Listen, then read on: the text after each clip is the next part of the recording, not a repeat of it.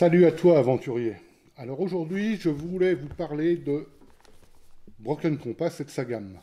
Broken Compass est un jeu qui a été édité par Too Little Mice, une société italienne, une édition de jeux de rôle italienne, qui a eu un beau succès dans un Kickstarter et dont la licence a été reprise par Common, je ne sais pas comment le prononcer exactement. Voilà, donc en fait, j'avais eu un peu peur que Common nous abandonne un peu parce que sa gamme, il a déjà racheté en fait tout le catalogue Riot Minds, alors, sauf Dragonbane, mais dont Lex Occultum par exemple. Et Common étant déjà un éditeur plutôt de jeux de figurines, je me demandais bien ce que ça allait donner et j'ai eu une excellente surprise en voyant la réédition quasiment à l'identique, pas quasiment, à l'identique de la version originelle qui avait été financée. Alors Broken Compass, je vais déjà vous parler de ça. Qu'est-ce que c'est? C'est du pulp, c'est de l'aventure, c'est pas forcément réaliste, mais de la grande aventure pulp. Donc on va voir ça ensemble. Alors que propose Broken Compass? Alors Broken Compass propose de jouer des aventuriers, des chasseurs de trésors, à l'Indiana Jones, vous allez me dire, ça c'est déjà fait. Oui, mais en fait, bon, c'est un petit peu différent quand même, enfin pour plusieurs aspects. Déjà, le livre de base, lui, propose de jouer dans les années 90, donc on va être plus du côté Benjamin Gates, par exemple. Donc, voilà. Mais en fait, vraiment, le cœur du jeu, c'est des aventures pulp, hautement vitaminées, de l'action, de l'aventure, de l'exotisme, donc vraiment du film d'action tel qu'on peut les connaître. Voilà, donc ça c'est pour Broken Compass. Alors on va voir après qu'est-ce qu'on peut jouer, comment on joue, le système que je trouve très intéressant. Le setting, la gamme, enfin tout ce que propose le jeu. Donc déjà, on va déjà commencer par... je vais déjà vous montrer la forme. Pourquoi? Parce que ce bouquin est franchement extraordinaire. Alors sous Broken Compass, vous voyez, il y a un travail d'édition absolument fabuleux. C'est avec peut-être le Werewolf première édition qui avait sa couverture déchirée. Je pense que là, ils ont tout compris, quoi, les mecs. Alors, rien qu'en voyant le bouquin, vous savez ce que vous jouez. Ce n'est même pas la peine, vous le savez tout de suite. Oui, regardez, qu'est-ce qu'on a? Donc, on a un élastique qui tient le livre fermé. On a les bords ronds. Donc là, on a des bords ronds. Mais pareil sur les pages, les bords sont arrondis. On a un crayon d'aventurier, si j'ose dire. Donc, on a un crayon de papier qui est accroché au livre. On a un ruban, un marque-page. Et donc tout ça est fait pour vous donner le sentiment d'un carnet d'aventurier. Vous avez dit Indiana Jones et la dernière croisade? Bah, c'est un peu ça. Ouais, mais Fred, tu m'as dit Benjamin Gates. Ouais, bon, ok, d'accord. C'est à peu près pareil. On sent bien l'influence, en tout cas, l'influence est là, et vous avez en main un vrai carnet d'aventurier. Et il faut savoir que ça, c'est pas une version collector, c'est la version de base. Il n'y a pas de version collector dans Broken Compass. Et ça, j'ai trouvé ça absolument génial, absolument fantastique. Donner ce feeling. Alors en plus vous avez ce qu'on appelle le soft touch, donc un truc au toucher, un toucher velouté sur la couverture. Alors ça va, c'est pas du cuir bien entendu, mais ça donne quand même un petit plus, quelque chose qui a un peu plus j'allais dire de chaleur à toucher, et ça c'est vachement bien. Donc au niveau de la forme, vous voyez aussi à l'intérieur, vous allez voir, on tombe sur des illustrations, vous allez vite comprendre. Il faut que j'en prouve une, bien sûr. Là, voilà, dans l'illustration, clairement Indiana Jones. Il y a les illustrations à l'intérieur sont effectivement bien faites, bien dans l'ambiance. Donc là, ouais, celle-là. C'est une vie pure, revisitée, comme on dit. Alors, juste une petite remarque. Ce qui est marrant, c'est que le setting, c'est 1990. Mais en fait, quand vous regardez les illustrations et tout ça, c'est plus vraiment de l'Indiana Jones. Bon. Voilà, donc ça c'est pour, la forme de ce bouquin qui est absolument fantastique.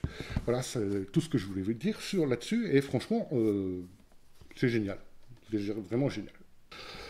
Alors, comme je disais, on va jouer donc des aventuriers, des hommes ou des femmes, à la recherche de trésors perdus dans une jungle ou alors au milieu de l'Antarctique. Enfin, vous voyez un peu le trip.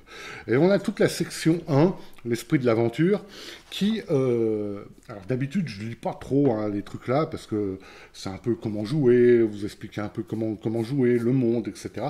Et en général, c'est assez redondant, c'est des choses qu'on a déjà vues. Alors là, moi j'ai pris beaucoup de plaisir à lire cette première section. Pourquoi? Parce que déjà, le style d'écriture fait que le bouquin vous parle. Hein. Vous êtes donc c'est dans le style, on s'adresse à vous. On vous explique où vous êtes. Enfin voilà, où vous êtes, quand vous êtes, par exemple. Alors là, on vous montre la différence assez subtile d'un aventurier des années 30 et d'un aventurier 1999. Vous remarquerez que on est quand même assez proche. Et donc vous avez les aventures, jouer ensemble, comment jouer, tout un truc de conseils, on va dire, pour vous mettre un peu dans l'ambiance et qui déjà vous fait rentrer dans le jeu. Et vraiment, enfin moi j'ai pris beaucoup de plaisir à lire, alors que comme je disais, ce genre de choses, je ne les lis jamais. Vous voyez, alors régulièrement, vous avez des exemples de jeux qui sont comme ça, comme des pages déchirées. Vous en trouvez à peu près dans tout le bouquin, à différents endroits, des différents chapitres. Et là, donc effectivement, ce sont des exemples de jeux et qui sont vachement utiles parce que ça vous montre, par exemple, pour le système, comment ça se déroule, comment ça va se dérouler autour d'une table. Hein. Vous avez le maître de jeu qui interagit. Alors là, c'est le Fortune Master dans Broken Compass qui interagit avec ses joueurs. Et là, vous avez ça un peu partout. Donc voilà. Comme dans les films, avec les cassettes VHS de l'époque. Voilà, donc là vous avez toute la partie en fait présentation très générale de la chose. Alors c'est pas la présentation du setting, c'est la présentation du jeu en lui-même, de l'ambiance, on va dire. Là après, on va passer à la section 2 qui est qu'est-ce qu'on joue et comment on joue. Alors déjà, qu'est-ce qu'on va jouer et les héros. Vous allez voir, la création d'un personnage, c'est relativement simple. On va passer à ça. Alors, dans Broken Compass, qu'est-ce qu'on joue? Donc des aventuriers, comme je vous ai dit. Et je vais vous montrer un peu comment on crée un personnage, parce que vous allez voir, c'est relativement simple, c'est même très simple. Voilà, en tout cas, voilà la feuille de personnage de Broken Compass. Donc on a quoi là-haut? On a I am, donc je suis, donc ça c'est votre blase. Call me if you need, c'est ce que... ça va être vos tags, ce qu'on appelle des tags dans le jeu là, peuvent être des archétypes dans d'autres jeux, on va dire. On va y venir après. Après, les endroits que je considère comme ma maison, en fait, donc mon héritage, c'est mon, comment dire, par exemple, vous pouvez être français, être ce que vous voulez. En fait, ça va être votre héritage, votre origine. Homeland, où est-ce que vous habitez? Workplace, où est-ce que vous travaillez? Alors, ces trois notions, c'est juste pour qualifier votre personnage, c'est pas très très important. D'ailleurs, en fait, je vous montrerai quelque chose après. Et Words to Live By, qu'est-ce que c'est? C'est votre devise. Genre, ne jamais laisser quelqu'un derrière, aller jusqu'au bout, enfin, j'en sais rien, ce genre de choses. Donc ça, c'est toute la première partie de votre personnage. Alors, je vous ai parlé de tags. Alors, les tags, on les a, page 36. Vous allez voir, c'est en gros c'est un peu le type de personnage que vous allez pouvoir jouer. Donc les tags, ils sont tous là. Donc vous voyez, vous avez Action Hero, donc le héros d'action tel qu'on peut le voir dans les films, le Daredevil, le Gunslinger, donc le type habile avec ses flingues, le tricheur, l'explorateur, Hunk, c'est la grosse brute, le chasseur, le pilote, le professeur, le médecin, le playboy ou la femme fatale, le rebelle, le reporter, le soldat, l'espion, le techies, donc celui qui, donc en gros, celui qui bricole, voilà, le voleur et le wingman ou la wingman ou woman, bon, ok, d'accord. Bon, donc en fait, vous allez choisir pas un archétype, donc pas un tag, vous allez en choisir deux. Donc vous allez pouvoir choisir d'être par exemple explorateur professeur, ou alors chasseur action hero, ou médecin gunslinger, peu importe. Vous en choisissez deux, en sachant que vous pouvez choisir deux fois le même, mais dans ce cas-là, ça va vous donner une expertise en moins.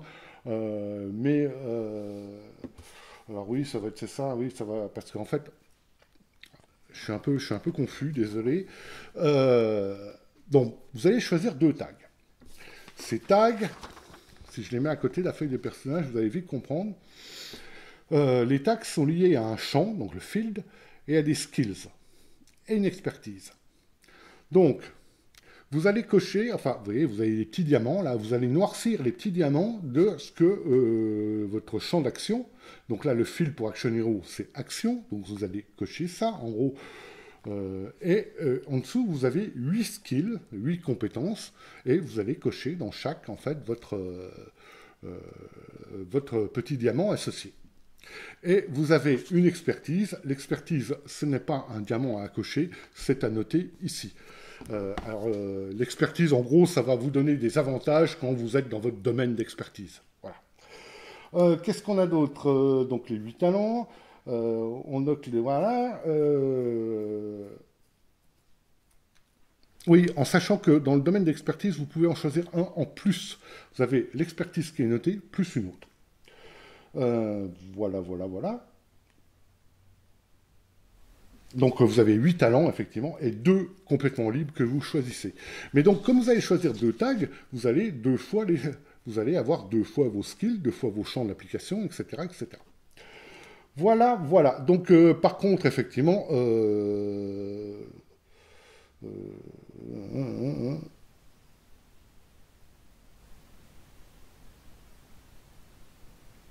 oui, voilà. Vous avez un champ, c'est ça que je me posais la question, vous avez un champ d'action secondaire. Par exemple, parce que si vous prenez Action Heroes, par exemple, dans son champ d'action, il a action. Vous voyez, mais par contre, il n'y a qu'un diamant à cocher. Et que vous prenez Daredevil, il a aussi action. Donc là, vous êtes emmerdé parce que vous perdez un point. Il n'y en a que 3. Et vous avez le champ d'action secondaire, là par exemple, qui est Guts. Donc admettons que vous prenez Action Heroes, donc vous allez avoir Action, et Daredevil, vous allez avoir Guts, le secondaire. Voilà. En sachant que pour les talents, par contre, si vous l'avez 2 fois, bah, vous cochez les deux diamants associés. Alors les 2 diamants, on verra plus tard, qu'est-ce que ça correspond à quoi? Ça correspond à un nombre de jet dés. En gros, le système, c'est simple, c'est action, donc nombre de diamants, on va dire champ d'expertise, donc nombre de diamants dans le champ d'expertise, plus le nombre de diamants de la compétence égale un nombre de dés à lancer. Vous allez me dire, on est dans du World of Darkness, et en fait, vous allez voir, mais pas du tout. Voilà. En gros, qu'est-ce qu'on a après? Une fois qu'on a choisi nos 2 tags, on a rempli, vous notez que vous possédez une pièce porte-bonheur, mais ça, on viendra plus tard là-dessus, un système très intéressant. Et puis, il n'y a plus qu'à écrire votre nom et puis vos possessions, en sachant que, voilà, vous avez, dans le livre, vous choisissez 3 possessions. Et il y a un truc, Just Like Budapest, pourquoi? Parce qu'on vous incite non pas à écrire 25 pages de background. En fait, là, on s'en fout un peu. L'histoire, vous allez l'écrire à partir de maintenant. Donc, et votre background, en fait, au niveau roleplay, c'est là que vous allez le construire en jouant, en répondant à vos camarades de table, aux maîtres de jeu, etc.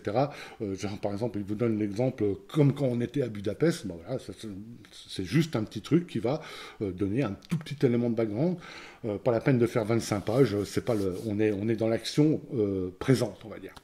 Voilà, donc voilà, vous avez après vos équipements, vous voyez ce que vous pouvez mettre dans la poche, dans les sacs, etc., que vous avez tout sur la feuille de personnage, et vous allez choisir vos équipements qui sont là, et grosso modo, ensuite, c'est terminé, votre personnage est fini. Donc vous voyez, c'est même pas relativement simple, c'est très simple, très rapide de création, c'est pas prise de tête, et c'est très bien. À noter que si vous ne savez pas quoi jouer, ça m'étonnerait quand même, mais admettons que vous ne savez pas quoi jouer, vous avez tout un tas de tables aléatoires pour vous créer votre personnage d'une manière complètement random. Bon, ça le mérite d'être là. Voilà. Hein, donc voilà, si vous n'avez pas quoi jouer, on peut créer votre personnage d'une manière totalement aléatoire. Alors, le système de jeu, comme je le disais, vous allez prendre votre fil, donc votre champ d'expertise, et votre talent. Ça va vous donner un nombre de dés. En fait, vous lancez dans ce jeu, il n'y a que les joueurs qui lancent ce dé. Alors, il y a des exceptions dans les suppléments pour certaines actions, mais de base, il n'y a que les joueurs qui lancent ce dé. Le maître de jeu ne lance jamais les dés, enfin, le Fortune Master.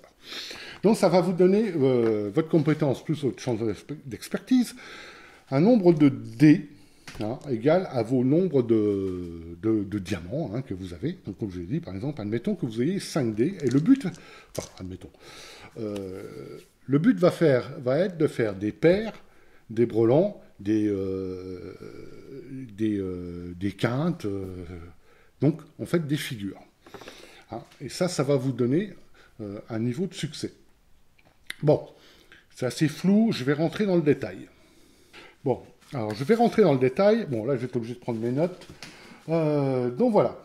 Donc, comme je disais, donc un nombre de dés égal à votre champ d'action et votre compétence. Alors, il y a deux grands types on va dire, d'actions dans Broken Compass. On a les challenges. Alors, tout ce qui est challenge, c'est toutes les actions qui ne risquent pas de blesser ou pire votre aventurier. Ça va être des actions genre forcer une porte, lire un texte en ancien araméen, etc., etc. Donc, dans ce cas-là, vous allez être face à un challenge. Un challenge, comment il se définit? Vous voyez, vous avez tout résumé ici. Un challenge, il est ou basique, donc simple, on va dire, critique, extrême ou impossible. En sachant que là, il est bien précisé que dans les règles que tous les challenges sont en général du type critique. C'est ce que va rencontrer vos aventuriers au fil du jeu. Ça va être des challenges critiques la plupart du temps. Vous allez affronter un et un seul challenge. Pourquoi je dis un et un seul à la fois? Parce que vous verrez, pour d'autres choses, on peut en affronter plusieurs. Mais par rapport des challenges, les challenges, c'est toujours vous affrontez un seul challenge. Donc il va être de type basique, critique, extrême, impossible. Grosso modo, voilà, vous avez tout qui est là. Vous faites une paire, vous battez un challenge basique, vous faites un brelan, vous battez un challenge critique, vous faites un carré, vous battez un challenge extrême, et vous faites une quinte, dans ce cas-là, vous battez un challenge impossible. En sachant que vous pouvez très bien obtenir, admettons, donc voilà, on va dire que j'ai 3, allez, on va dire que j'ai 6 dés, je lance 6 dés, donc là, qu'est-ce que j'ai? J'ai du 2, j'ai du 3. Donc là, qu'est-ce que j'ai? J'ai deux succès basiques. Hein. Alors, en sachant que on peut, après, effectivement, relancer les dés. Déjà, on peut avoir des avantages et des désavantages. Pour chaque avantage que le Fortune Master vous donne, vous avez un dé supplémentaire. Pour chaque désavantage, vous avez un dé en moins. Donc, ce que je vous ai expliqué pour réussir les succès, et vous avez surtout prendre un risque. Comme je disais, admettons que mes dés tout à l'heure, ils ont fait ça, donc ce que je disais, et puis on va reprendre. Voilà. J'ai un succès critique à battre. Ah, ça c'est, en fait, il est battu d'entrée. Mais s'il avait, là par exemple, j'ai 3, c'est une réussite critique. Donc, je bats un challenge critique. Par contre, si je peux risquer mon dé, admettons que je devais battre un challenge extrême, et là, je n'ai qu'un critique. Donc, dans ce cas-là, je prends le risque. Qu'est-ce que c'est le risque? À condition d'avoir au moins un succès, quel qu'il soit, je peux relancer les dés qui n'ont absolument rien donné. En sachant que si on a une expertise, dans ce cas-là, on peut relancer les dés, même si on n'a fait aucun succès. C'est la grosse différence. Donc, vous allez relancer les dés. Voilà, vous voyez, je refais 2, 1. Donc là, dans ce cas-là, je me retrouve effectivement avec un succès impossible. Donc, ça va être comme ça la mécanique du jeu. En sachant que quand vous relancez les dés et que vous n'améliorez pas votre succès initial, vous supprimez un succès. Hein, donc, admettons que j'avais un succès critique. Je voulais faire alors, admettons que j'avais ça, que je voulais faire un succès impossible, donc que je voulais augmenter, et à mon jet de dés, je relance ça. Je n'améliore pas ma réussite, donc je perds un succès que j'avais déjà lancé avant. Donc, du coup, mon succès critique ne devient plus qu'un succès basique, parce que j'ai raté mon dé. Il y a encore une autre manière, on peut tout risquer, hein, on peut faire un all or nothing, donc tout ou rien. Admettons que je n'ai pas, j'ai déjà fait une relance, ça ne suffit pas, je décide de relancer encore une fois. Par contre là, si j'améliore pas, qu'est-ce qui se passe? Je perds tous mes succès, je rate mon challenge. Enfin, je rate mon challenge, vous allez voir, on ne rate jamais un challenge. Pourquoi? Parce qu'en fait, la règle, elle est là. No fail. Il n'y a aucun échec dans Broken Compass. Vous jouez des héros. Donc, sur les challenges, il n'y a aucun échec possible. On y dit bien, ce n'est pas une option et que c'est pas un slogan, c'est une règle et c'est certainement la règle la plus importante du jeu. Donc, en fait, quand vous ratez un challenge, le maître de jeu va être obligé de trouver quelque chose, même avec vous. Par exemple, je ne sais pas, ça peut être par exemple vous ouvrir un coffre, vous mettez plus de temps et en fait vous avez des ennemis qui arrivent. Vous voyez ce genre de choses. Vous réussissez l'action de base, mais elle va avoir une conséquence. Voilà, donc ça c'est la règle de base, les challenges ne sont jamais ratés dans Broken Compass. Et en gros, vous avez un peu, là, ce que je viens de vous expliquer en 2 secondes, enfin en quelques minutes, le cœur du système. Donc le cœur du système, un nombre de D6, vous faites des paires, des tierces, des paires, des brelans, des quintes, etc. Et ça va vous donner un niveau de succès. Et en sachant que vous allez pouvoir relancer en prenant des risques, et on vous dit bien, vous êtes des héros, vous devriez quasiment faire des risques sur tous vos jets de dés pour obtenir des meilleurs succès, pour réussir vos actions. Voilà. Donc ça, en tout cas, ça c'est toute la partie challenge. Challenge, nous verrons après, parce qu'après on a les dangers, là c'est plus pareil. Bon, je ne vais pas vous faire un détail, rentrer dans le détail complet du système, je vais vous donner quand même les grandes lignes, le maximum. Alors là, je voulais quand même, les feelings, comment vous vous sentez. En fait, alors là, c'est totalement subjectif pour le Fortune Master, en fonction d'une action. Je vais dire, tiens, ça c'était vachement bien, maintenant tu te sens puissant, tu te sens audacieux, concentré, tu te sens féroce, intouchable, en fonction d'une action. Par exemple, on vous dit, par exemple, il y a une action extraordinaire, à la table, tout le monde fait « Oh, super !» Dans ce cas-là, le maître de jeu va vous donner un sentiment positif, comment votre aventurier se sent remonté et se sent prêt à aller de l'avant.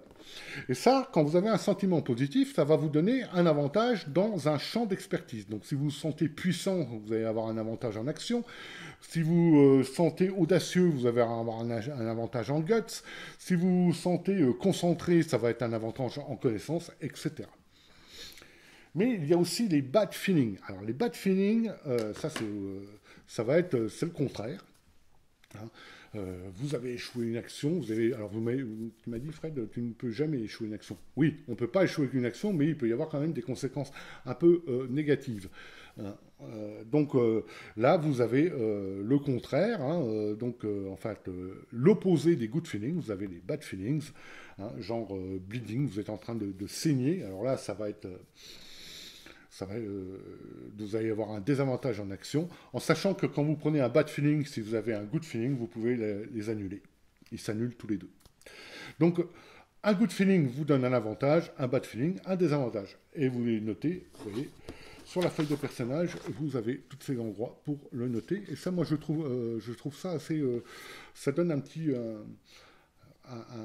côté roleplay. Vous allez jouer ça après, forcément.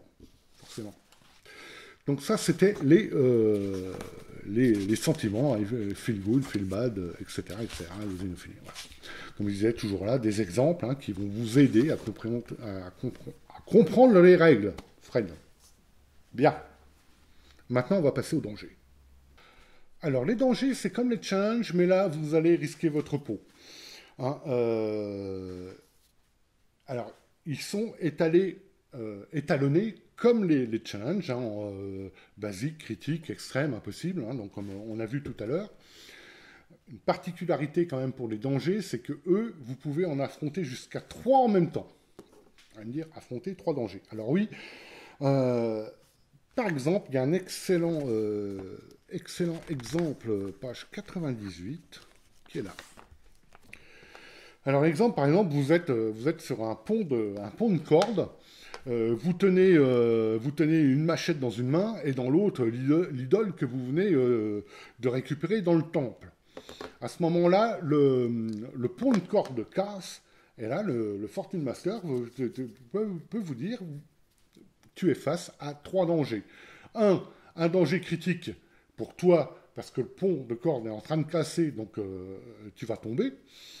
Et 2 dangers basiques, genre en tombant, tu vas lâcher ta machette, premier danger basique, tu vas lâcher l'idole, deuxième danger basique. Donc vous allez affronter 3 dangers, et il va falloir battre les 3, ou faire des choix. Et ça, faire des choix, c'est vachement bien. Par exemple, vous faites un succès critique. Si vous faites votre succès critique, donc ça va être pareil, vous allez choisir un champ d'expertise, une compétence, comme tout à l'heure, lancer vos dés, les relancer éventuellement, etc., etc. Mais si vous faites un succès critique, donc vous battez le succès critique, mais les 2 succès basiques, en fait, vous ne les avez pas battus. Ou alors, vous pouvez choisir, avec votre succès critique, de battre les 2 succès basiques, mais pas le succès critique. Donc vous avez le choix, par exemple, dans le cas-là. Dans ce cas-là, vous faites un succès critique. Ou vous vous accrochez au pont de corde, et tout va bien, mais par contre, l'idole et la machette, elles tombent au fond du torrent. Ou alors, vous gardez la machette et l'idole en main, mais dans ce cas-là, vous tombez. Et si tu tombes, t'es mort. Alors, pas tout à fait, parce que vous avez des points de chance. Alors, il faut dire un truc, c'est que là, contrairement au challenge, il faut faire face aux conséquences. C'est-à-dire que là, vous pouvez rater quelque chose, effectivement, l'idole, elle tombe dans le torrent, etc., etc. Là, ça va pas être des... Contrairement au challenge, il n'y a pas de réussite automatique. Donc, j'allais dire, admettons que vous êtes en train de... donc, vous ratez votre succès critique, le pont de corde casse, vous tombez. Alors là, comme on avait vu tout à l'heure, vous avez sur votre feuille de personnage des points de chance, qui sont ici. Donc, quand vous échouez un danger, en fonction du niveau du danger, vous allez perdre des points de chance. Donc, basique, ça va être 1 point de chance. Critique, vous perdez 3 points de chance. Extrême, 9 points de chance. Impossible, vous perdez tout et vous lancez votre pièce porte-bonheur. On verra ça tout à l'heure. Ça veut dire, donc, tant que vous avez de la chance, c'est pas grave. Ça veut pas, par exemple, le pont de corde casse, vous perdez, donc j'avais dit un succès critique, vous perdez 3 points de chance, mais il vous en restait, tout ça. Donc, qu'est-ce que ça veut dire? Le Fortune Master va vous dire, le pont de corde s'écrase contre la falaise, tu allais tomber, mais au dernier moment, effectivement, tu te raccroches à une racine, et à ce moment-là, tu es suspendu, et tu arrives à remonter la falaise.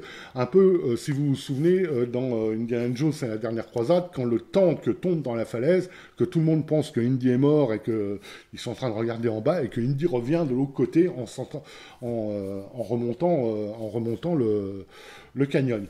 Vous avez aussi ça dans le premier Indy, quand il saute la fosse, il rate son jet, en fait, il rate le critique, mais par contre, avec ses points de chance, il attrape une racine et arrive à remonter. C'est ça, les points de chance. C'est pas des points de vie. C'est tant que vous avez des points de chance, vous allez, le Fortune Master, ou même vous allez pouvoir raconter l'histoire, comment vous vous en sortez, en dépensant de la chance. Quand vous en avez plus, c'est plus pareil. En fait, là, vous savez à peu près tout du système. Enfin, presque. Parce que là, on va passer aux ennemis. Mais vous allez voir, ça se gère de la même manière, en fait. Des ennemis, qu'est-ce que c'est? Ce ne sont que des danger. Donc, en fait, des ennemis, c'est abstrait. Hein. Voilà. Vous avez les ennemis, c'est abstrait. Alors, on vous donne un niveau d'ennemis, vous voyez, basique, ça peut être un, un mec lambda avec un flingue, un groupe de gens qui vous tirent de très loin, un chien de garde, ça va être un danger, un ennemi basique. Vous allez avoir les ennemis critiques. Alors, là où il faut voir, c'est que c'est assez abstrait, c'est-à-dire qu'un ennemi critique, ou basique, ou n'importe lequel, ça peut être un Guguste, ou 10. Ça va être selon la scène, selon la narration du Fortune Master. Et c'est là peut-être que ça va être un peu difficile à entrevoir, enfin, qui va demander peut-être un peu d'expérience dans le jeu pour bien visualiser les scènes. Hein. Donc, les ennemis, ça peut être un ennemi ou un groupe, et à chaque fois, ils vont représenter un danger. Alors, comme dans les autres dangers, vous allez pouvoir en affronter 3 en même temps. Alors, par exemple, vous pouvez très bien avoir un ennemi extrême, accompagné de son groupe de henchmen, de gardes, qui sont eux sont des ennemis basiques.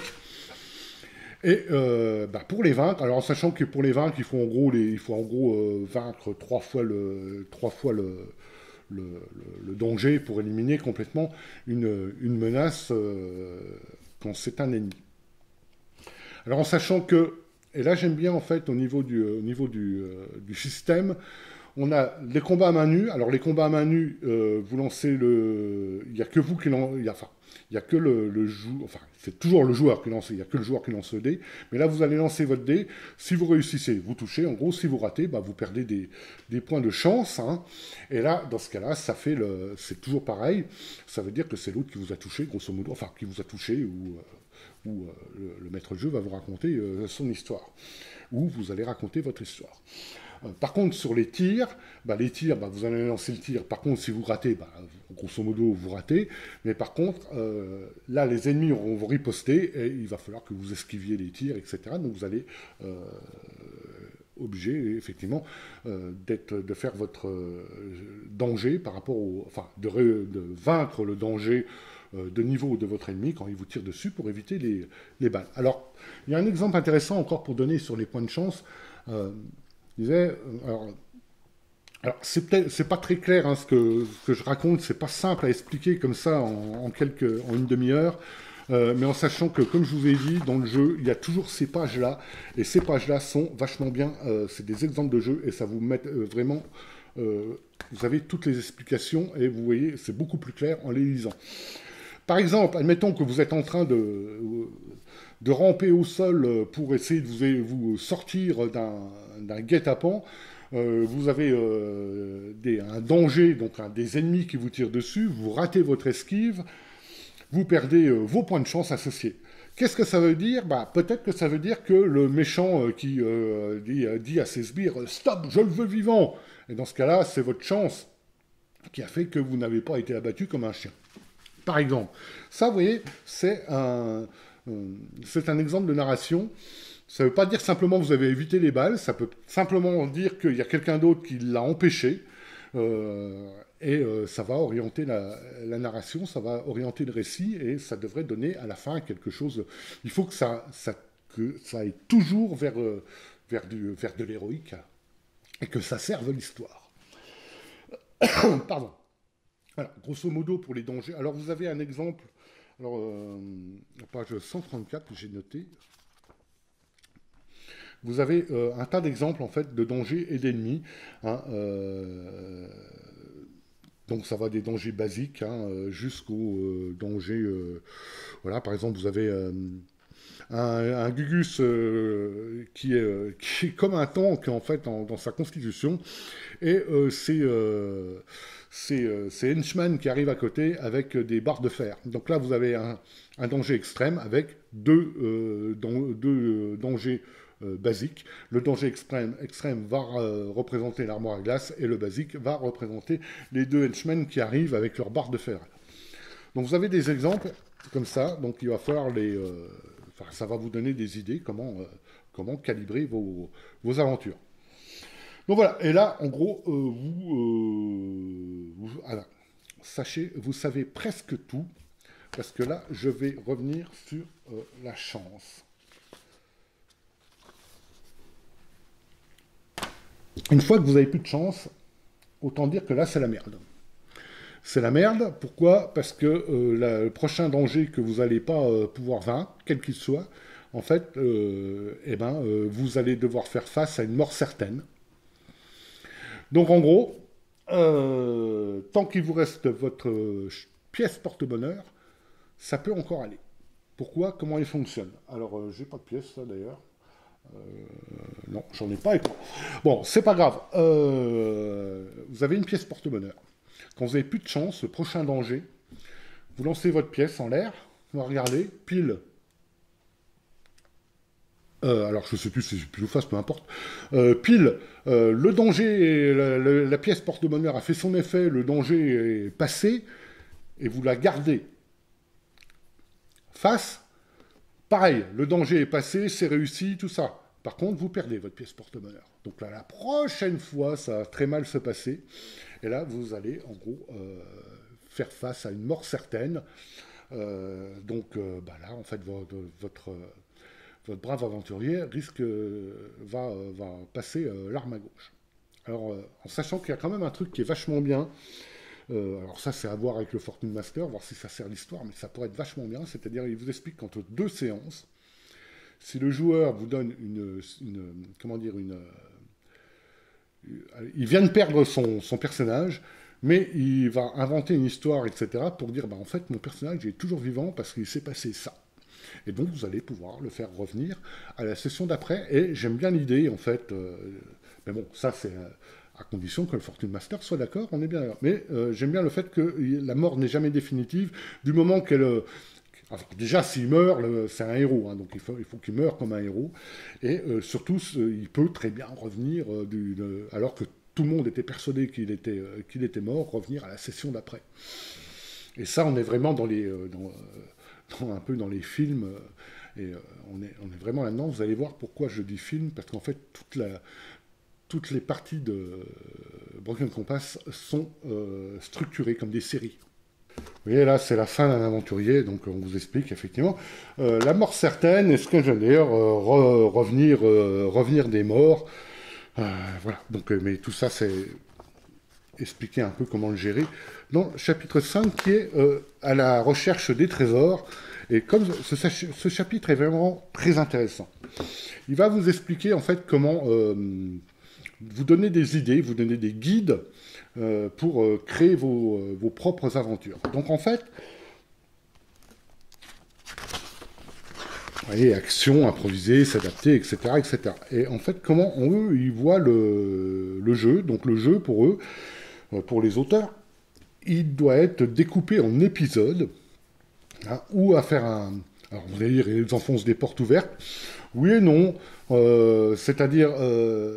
on va vous dire, on vous fait un one-shot, ou alors on vous fait toute une saison donc comme une série, avec son fil rouge, ses différentes actions dans chaque épisode, etc., etc. Donc on vous explique comment faire le bon équilibre de tout ça, faire un pilote, hein. Donc qu'est-ce qui s'est passé, en fait, la rencontre des personnages quelques années, quelques mois avant, par exemple, vous devez toujours avoir un trésor, vous devez toujours avoir un rival, vous devez tout... Vous voyez, une construction relativement codifiée pour respecter les règles du genre, et ça c'est vachement intéressant. D'ailleurs, en fait, voilà, on dit, il ne faut pas être de trop à table, hein, sinon ça ne marchera pas, ça va pas être top. Le premier épisode, le pitch, etc., etc., le final de la saison, le mid, tout pour vous structurer vos parties comme une série. Et franchement, moi j'ai beaucoup aimé la lecture de ça. Ça vous donne déjà une bonne idée en fait de comment, alors Scares Experience, hein, vous avez voilà comment gérer l'expérience, les cicatrices, qu'elles soient morales ou physiques, hein, genre quand vous revenez de la mort, comme on a dit tout à l'heure. Voilà. Safe place, hein, à chaque fois, bon, pour regagner, on va dire, vos points de chance ou quoi, bah, vous pouvez être, vous reposer quelque part. Vous allez me dire, ouais, bon, non, non, non, c'est beaucoup plus contraignant que ça. Pourquoi? Parce qu'on a pas mal, on a un autre mécanisme que je vous en ai pas parlé. Pourquoi? Parce que ça ne vient que dans la campagne qui s'appelle l'horloge de l'Apocalypse. Parce que vous avez un petit travel diaries, en fait, hein, donc un journal de voyage, mais qui ne rentre en jeu uniquement que pour des saisons complètes. Bon, je ne vais pas en parler là, en gros, et je parle rapidement, l'horloge de l'Apocalypse, vous commencez avec un... Alors, je l'ai pas là, je l'ai pas là, je l'ai pas là, je l'ai pas là, je l'ai pas le... Voilà, il est là. Le Travel Diaries, donc le journal de voyage, vous avez la fameuse horloge de l'Apocalypse qui est là. Elle commence à un certain nombre d'heures. Et à chaque fois que vos personnages vont vouloir aller à un endroit pour récupérer du matériel ou prendre du temps pour faire quelque chose, vous cochez un truc. Et quand vous arrivez à la 12e heure, c'est que vous êtes en retard sur votre rival. Parce qu'en fait, Broken Compass, hein, en gros, comme j'ai dit, c'est une chasse au trésor. En tout cas, dans le livre de base et dans le Golden Age qui est là, mais j'en parlerai après. Donc, quand vous arrivez à la 12e heure, ça veut dire que votre rival est en avance. Donc, vous allez peut-être arriver là où le trésor est après avoir vécu moult aventures, vous finissez par trouver le temple au fond du désert quand vous apercevez que les nazis sont déjà là et ont commencé déjà les fouilles. Donc là, c'est parce que vous étiez en retard. Sinon, vous pouvez dire, bah, voilà, vous êtes arrivé avant parce que vous n'avez pas brûlé tout votre horloge de l'Apocalypse. Bon. Voilà, grosso modo. Hein. Alors là, on vous explique le trésor, qu'est-ce qu'il faut. Alors, le trésor, il faut une bonne légende aussi, hein, car il faut une légende qui tourne autour hein, pour vous donner l'ambiance. Vous avez les NPC, comment les gérer, votre rival principal. Comme je disais, un tas de... voilà, le Doomsday Clock, comme je viens d'expliquer, c'est trop tard. Les véhicules, alors des règles toutes simples, je ne vais pas aller là-dessus, règles toutes simples, mais vraiment parce qu'on n'est pas dans du Car Wars, hein, donc on doit gérer ça rapidement, simplement et de la manière la plus spectaculaire possible. La richesse, c'est pareil, en fait, vous avez une pyramide de richesse, c'est très abstrait, mais vous n'avez pas besoin d'autre chose, on n'est pas là pour compter le pognon, hein. Indiana Jones n'a jamais de problème d'argent à ce niveau-là. Hard mode, bon, voilà. Tout le reste, on s'en fout un peu.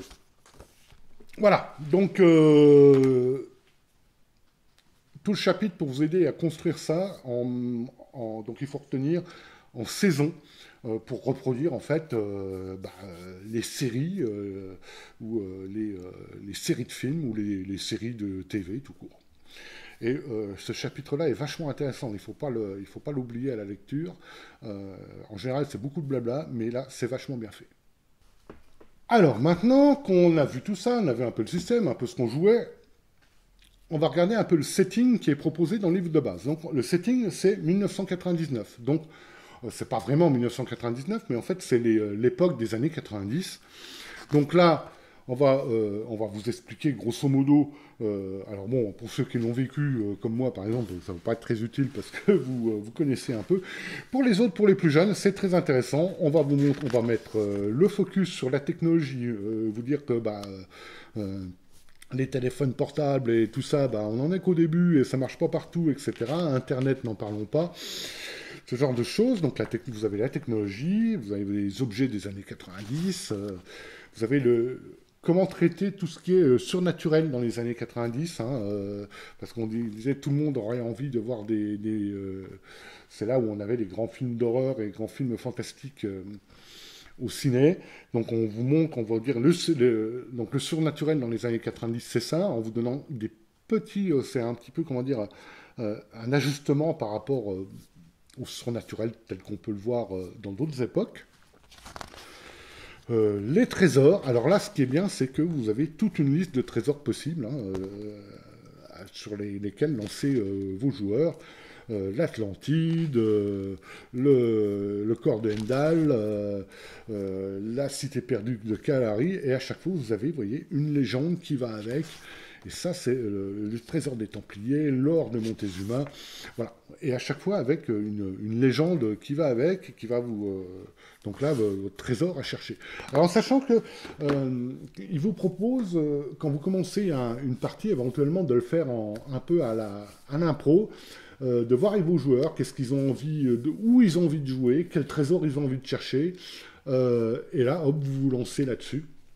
Un peu à l'impro avec les conseils qui sont donnés. Ça peut marcher, mais il faut être un peu expérimenté. Les extras, donc vous avez un certain nombre de NPC, on va dire. Vous voyez, les fiches de personnages des NPC sont beaucoup plus simples. Hein, il n'y a pas toutes les compétences. Hein, en gros, ça vous donne les actions qui réussissent automatiquement.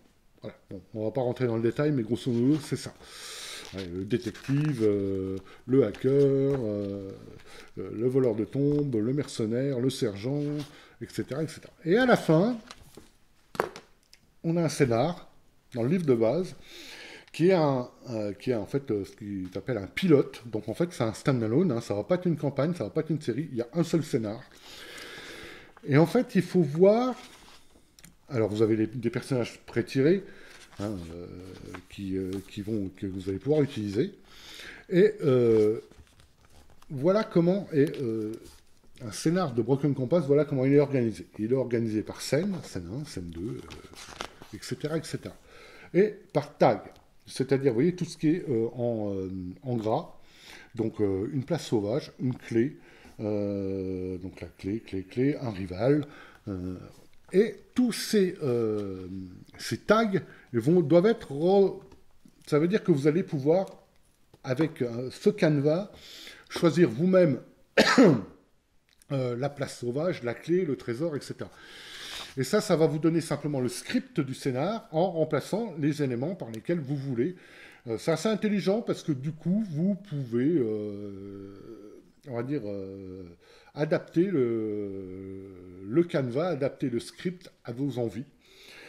Et vous avez toutes les scènes qui sont... Donc là, vous voyez la furie de Quetzalcoatl. Donc on vous donne l'ère 1989, le Wild Place, comme je vous dis, donc la place pas sauvage, la place... on va dire la place sauvage, j'arrive pas à trouver le mot. Donc là, c'est la jungle mexicaine, les ruines anciennes, voilà, c'est la pyramide enterrée de Quetzalcoatl. La clé pour aller au trésor, le trésor en question et le rival. Et vous allez remplacer dans le script, en fait, tout votre... vous voyez, la ruine ancienne. Alors, si vous décidez de jouer ailleurs, ben, ce ne sera pas la pyramide de Quetzalcoatl, ça va être autre chose, j'en sais rien, moi, le temple perdu de Barzim Boulout, par exemple. Et voilà comment sont organisés en fait les scénars et de Broken Compass, c'est en tout cas le pilote de celui qui est dans le livre de base. Mais alors ce que j'aime beaucoup, c'est que le scénar en question, là on est vraiment dans l'aventure. Hein, les scènes sont assez courtes, hein, on vous dit une séance de Broken Compass, ça doit être 2-3 heures, mais alors c'est du concentré, hein, c'est de l'action, c'est de l'aventure, c'est du pulp. Voilà. Donc le livre de base se termine effectivement sur ce scénario-là, avec les NPC et les feuilles de personnages à la fin. Voilà. Et là, on a terminé la présentation du livre de base. Alors, si vous avez le courage de m'entendre blablater encore un bout de temps, je vais vous montrer le reste de la gamme. Donc, Broken Compass est arrivé avec directement 4 suppléments, qui sont ici. Vous avez le premier, qui est Golden Age, donc l'âge d'or de l'exploration, l'âge d'or de l'aventure. Donc là, ça va être un setting qui va vous remettre dans les années 20, dans les années 30, et clairement de l'Indiana Jones. Là, on n'est même plus caché, on est clairement on est effectivement pile poil dedans. Hein, quand vous voyez ça, on est dans l'Indiana Jones, c'est très clair. Donc, les suppléments sont organisés toujours de la même façon. C'est-à-dire, on va vous présenter grosso modo le setting, l'époque, comment on vit à cette époque, mais comment on vit à cette époque pulp, hein, parce que c'est pas forcément celle qu'on connaît. Comment commencer une aventure, vous voyez, la malédiction de tout le temps Camon. Là, on vous donne un exemple d'un événement historique. Les territoires inconnus, parce qu'à l'époque, il y a des territoires inconnus, ce qui n'est plus le cas maintenant. Les aventuriers de l'âge d'or. Alors à chaque fois, vous avez... J'aime beaucoup ces dessins. Donc là, on vous dit, par exemple, les femmes, dans les années 20, dans les années 30, voilà. On dit, c'est pas simple, mais voilà ce qui est possible de jouer. Et comment vous allez le jouer dans ce monde un peu macho, en fait, des années 20-30. Hein. Après la guerre, si vous avez fait la guerre ou pas. Et vous avez les nouveaux tags, donc des nouveaux archétypes, hein, si j'ose dire. Donc l'arcaniste, le détective, le natif, gentleman, l'officier, le smuggler, donc le contrebandier. Voilà. Et donc vous avez des nouvelles expertises. Donc, en sachant que les tags de la première... du livre de base sont tout à fait utilisables parce qu'en fait les skills ne changent pas. Les skills sont toujours les mêmes. Enfin, sont toujours les mêmes. C'est-à-dire on ne va pas en remplacer et ni en ajouter pour jouer dans Golden Age ou ailleurs. Ils sont relativement génériques pour pouvoir être utilisés un peu partout. Et ça, c'est une force quand même de la série. Donc voilà, tout pour le style. Voilà, le monde du Golden Age, hein, donc avec, on vous explique le monde, les régimes et les bons, comment dire, entre guillemets, les bons ennemis qui sont les nazis, hein, qui font toujours des très très bons ennemis et des très très bons méchants, très très bons. Enfin, je m'entends. Hein. La prohibition, etc., etc. Donc en fait, le jeu et le supplément est organisé comme ça. On va vous donner des autres trésors, l'Eldorado, le livre de Thoth, la lampe d'Aladin. Vous avez encore un tas de trésors, le Saint Graal, le Shambhala, etc., etc. Des NPC, encore une fois, vous voyez, vous avez à peu près tout, et surtout... Donc, après, vous avez toujours, dans chaque monde, enfin, dans chaque supplément, vous avez toujours un petit peu des règles pour gérer les choses spécifiques au monde. Ici, vous allez gérer, par exemple, le surnaturel, hein, avec les légendes associées. Donc, par exemple, la légende de Tutombop, hein, voilà. Les pouvoirs surnaturels, hein, donc gérer les pouvoirs, etc. Et vous avez des petites idées, des petites règles qui vont pas bouleverser le jeu, mais qui vont faire le focus sur un point particulier lié à l'époque jouée. Donc voilà, les ennemis surnaturels qui sont le médium, celui qui est choisi, etc. Les momies, voilà. Vous avez tous les ennemis surnaturels qui sont là, vous voyez, il y a quand même hein, vous avez même les vampires. Le réveil, parce que là, pareil, vous avez un scénar, mais en fait, vous n'avez pas un scénar ici. Alors là, c'est des personnages pré-tirés. Vous n'avez pas un scénar, vous avez carrément une campagne. Donc en fait, je devrais dire une saison en 6 épisodes, vous voyez. Et là, vous avez tout ça, c'est une campagne en 6 épisodes. Donc ça, c'est les gros points forts des suppléments, c'est-à-dire ils ont tous une campagne associée. Et bon, on va pas la détailler pour pas faire trop de spoil, mais là, vous avez, par exemple, sur Golden Age, effectivement, vous allez avoir un rival, ça va se passer en Inde, avec un rival assez croquignolant, des monstres dans la jungle, des légendes perdues. On est pile poil dans du pulp à la indie. Donc, moi, je trouve que les suppléments valent vachement le coup, en fait, parce qu'ils donnent d'autres aspects du jeu qui sont vachement intéressants. Donc, du coup, vous pouvez choisir votre époque et ce que vous voulez jouer. On va voir la suite. Après Golden Age, et pas GoldenEye, vous avez la saison 2 qui est Jolly Roger. Alors là, on est clairement dans du pirate. Hein. Alors là, on est dans du pirate des Caraïbes. C'est exactement ça. Donc organisé de la même manière, on vous montre, on vous explique voilà, le monde des pirates, les aventuriers dans les Caraïbes. X marque le spot, hein, un X marque l'endroit. Voilà, donc les femmes à bord et les nouveaux tags, comme je disais, dans chaque. Voilà, vous avez le pirate, le marchand, Old Salt. Je sais pas ce que ça veut. Enfin, si, je vois ce que ça veut dire, mais je vois pas à quoi ça correspond, je me rappelle plus.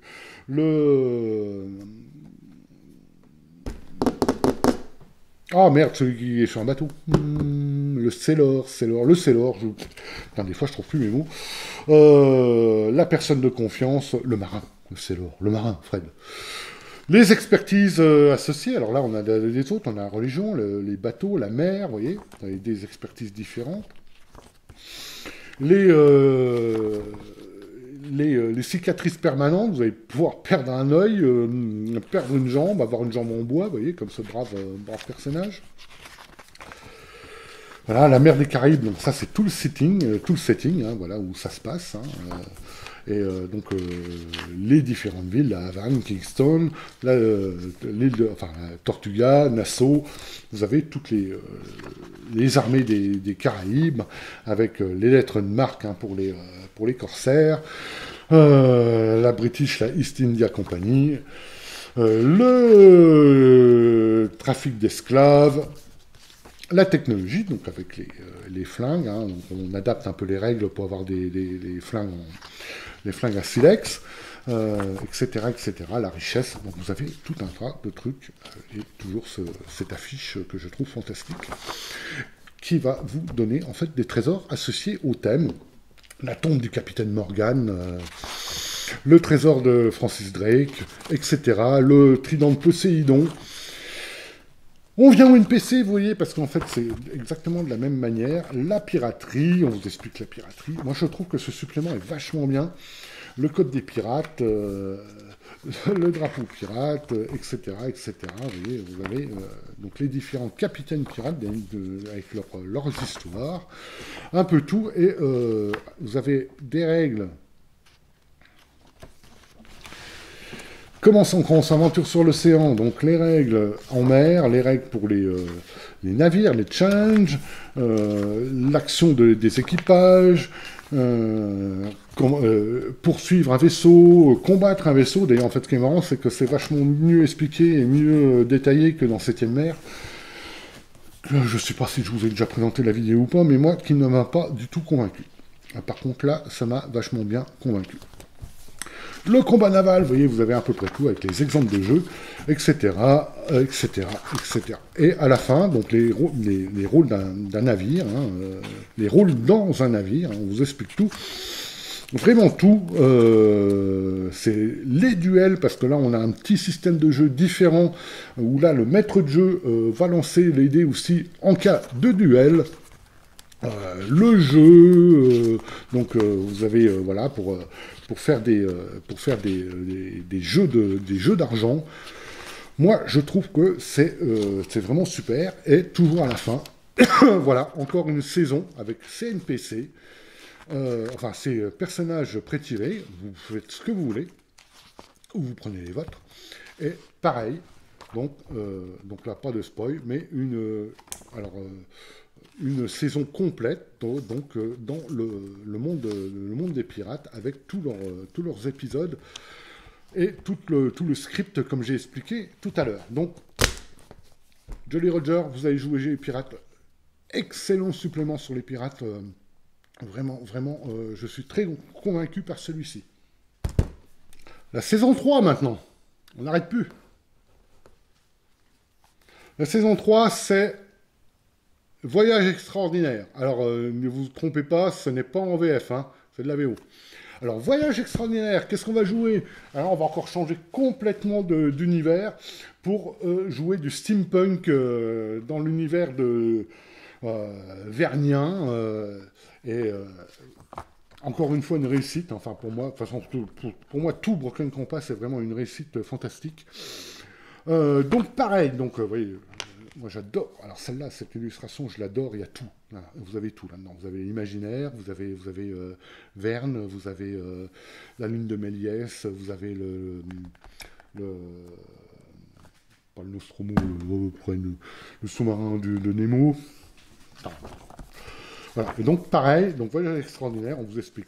Donc là, on est dans un univers effectivement steampunk 1880-1900, les aventures extraordinaires, donc où ça se passe, comment ça se passe, les temps modernes, donc des nouveaux tags comme dans les autres, hein. Le noble, le chef d'expédition, l'inventeur, le vétéran, etc. De nouvelles expertises également, hein, comme dans l'autre, pareil. Ici, qu'est-ce qu'on a donc le monde, hein, la description du setting, comme dans les autres suppléments, mais toujours bien expliqué, hein, donc toujours très intéressant. Les secrets à découvrir, la technologie, la richesse, hein, avec une petite règle sur le money bag qui fait que vous avez toujours de l'argent avec vous à condition que vous soyez effectivement, qu'on ne vous pique pas ce fameux money bag, une petite, donc toujours ces affiches, hein, les trois sont chouettes, il faudrait que je les récupère. Voilà, après, voilà, c'est une époque des clubs, hein, donc vous avez différents clubs auxquels vos personnages vont pouvoir être affiliés. Hein, les DNPC, et là, qu'est-ce qu'on a? Alors, on a donc les aventures extraordinaires. Qu'est-ce qu'on a? Donc on a l'expédition de log avec un petit truc sur les véhicules un petit peu plus détaillé à peine, hein, que la version de base. Hein, vous allez pouvoir jouer le Nautilus par exemple, avoir le Nautilus en navire. Et là, le temps en tant que rival, c'est-à-dire que vous n'allez pas forcément avoir de rival. On vous dit, le temps, ça va peut-être être justement votre rival et non pas un autre personnage. Donc vous avez toutes les règles pour jouer pour faire que le temps va jouer contre vos aventuriers. L'expédition, les camps de base, etc., etc. Et là, vous avez des règles en fait pour créer des créatures extraordinaires, hein, des dinosaures, ce que vous voulez, des serpents géants, que sais-je moi, tout ce que vous pouvez imaginer dans un monde vernien, hein, donc là, pareil, vous avez des exemples. Voilà, les dinosaures contre les aventuriers, les dinosaures contre un véhicule, on pourrait le mettre aussi dans le Jolly Roger, parce qu'en fait, vous pouvez prendre des règles d'un et mettre ça dans le livre de base ou dans un supplément. C'est absolument interchangeable. Donc, la pieuvre géante, par exemple, vous pouvez très bien la mettre dans le supplément des pirates et vous avez la règle qui est ici, donc pour gérer une pieuvre géante. King Kong, donc Monkey King, hein, vous allez pouvoir le jouer aussi. Hein, voilà. Vous avez pas mal d'exemples là-dessus. Après, vous avez la puissance de la science, pareil, donc que vous allez pouvoir créer des objets extraordinaires, hein, les fameux objets steampunk, les véhicules extraordinaires, vous allez pouvoir aussi en créer, donc comme je disais, créer le Nautilus, par exemple. D'ailleurs, il est là, le Nautilus, l'Albatros, encore, vous voyez, là, on est vraiment dans le sketch punk, hein, steampunk, hein, c'est vraiment, voilà, l'éléphant à vapeur. Vous connaissez pas l'éléphant à vapeur, le blanc. Voilà, les canons géants. Bon, là, on est vraiment dans le steampunk. Moi, toute cette série est fantastique. Hein. Et à la fin, nous avons l'expédition perdue. Donc, je vais pas vous la détailler, mais sachez que j'ai trouvé l'idée vraiment géniale, vraiment intéressante. Je vais pas vous la détailler pour pas gâcher le plaisir, mais l'idée là-dedans est vraiment très très bonne. Avec donc effectivement, vous avez tous les épisodes, hein, encore une campagne. Donc dans chaque effectivement monde, dans chaque univers, vous avez une campagne qui est décrite. Et ben c'est pas fini. Il y a encore quelque chose.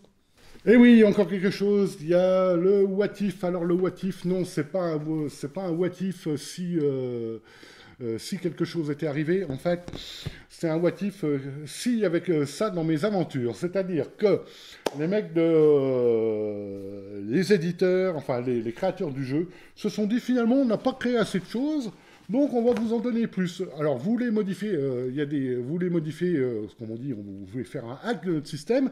Ben écoutez, pour commencer, ben voilà, on va vous proposer What If, et What If c'est un hack du système pour un tas d'univers différents. Alors là, on ne rentre pas dans le détail effectivement de chaque univers, mais on va vous donner des règles pour faire de l'horreur cosmique, du space opéra, des dieux et des hommes. Je vais vous les passer rapidement. Donc en fait, voilà, Cosmic Horror. Alors, vous voyez, les grands anciens.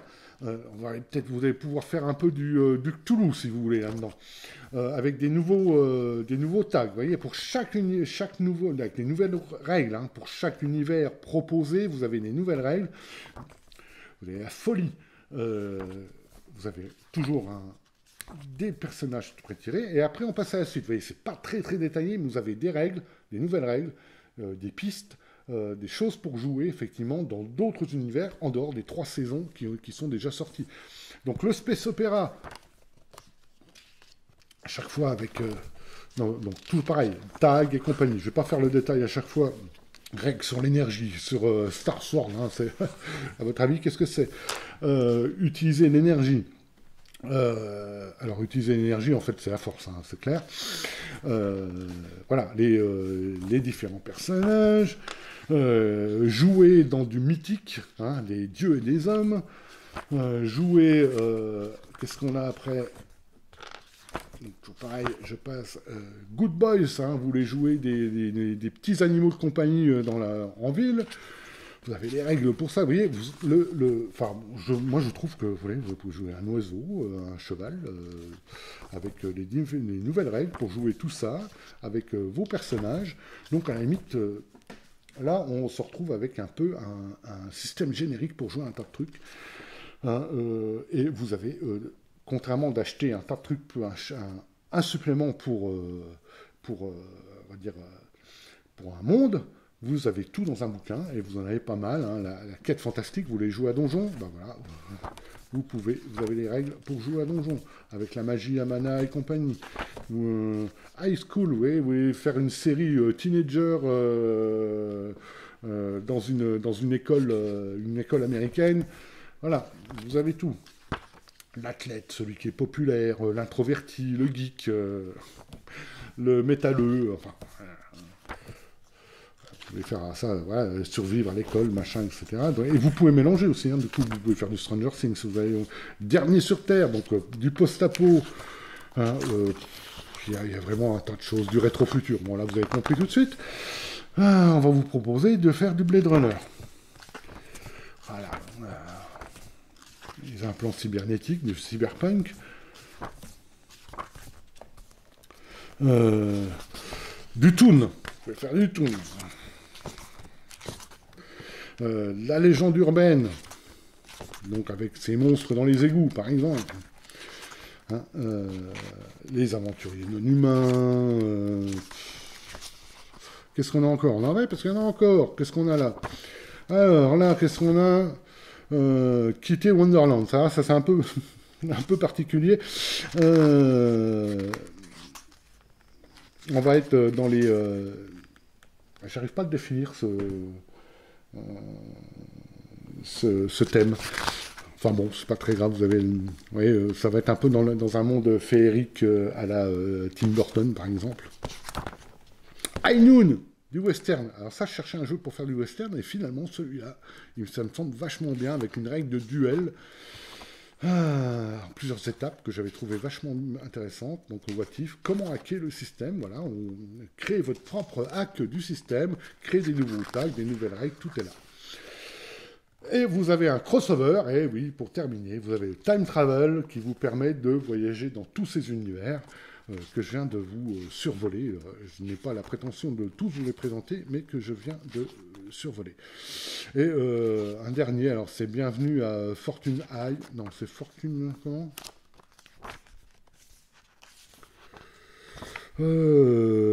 Fortune Dell. Une ville un peu fantastique... voilà. une description de cette vie. Et toujours pareil, la feuille de personnage. Et cette fois-ci, on a fait le tour avec toute la série de Broken Compass. Voilà. Je n'ai plus rien à vous présenter. Je vais passer à la conclusion. Alors, ma conclusion de tout ça. Alors moi, c'est ma découverte ludique de l'année, tout simplement. Tout simplement ma découverte ludique de l'année. Au niveau réalisation, c'est un sans faute, hein, c'est extraordinaire. Ce bouquin est fantastique. C'est remarquable. Hein. D'habitude, effectivement, je suis pas très format MOOC d'habitude, mais là, ça se justifie. Il y a un vrai travail d'édition, une vraie réflexion derrière. C'est vraiment super bien fait. Au niveau écriture, ça vous met bien dans l'ambiance. Le bouquin vous parle, tout ça, ça vous parle. Tous sont écrits du même style. Hein, on s'adresse à vous. Les règles, sont faites pour être pulp. Hein, avec ces règles de chance qui sont pas vraiment qui sont des points de vie sans en être, hein, c'est pas vraiment des points de vie, la chance n'est pas des points de vie. Le coup de la pièce à lancer pile ou face, je trouve ça génial. L'organisation, les trésors, tout ça, le système de jeu doit fonctionner. Alors il y a le côté peut-être danger au niveau des ennemis qui est un peu abstrait, qui mériterait peut-être un petit peu qui méritera certainement un peu de séance pour que tout le monde se mette ça bien dans la tête. Oui, il y a quand même un côté un peu narratif, hein, comme je disais dans la chose.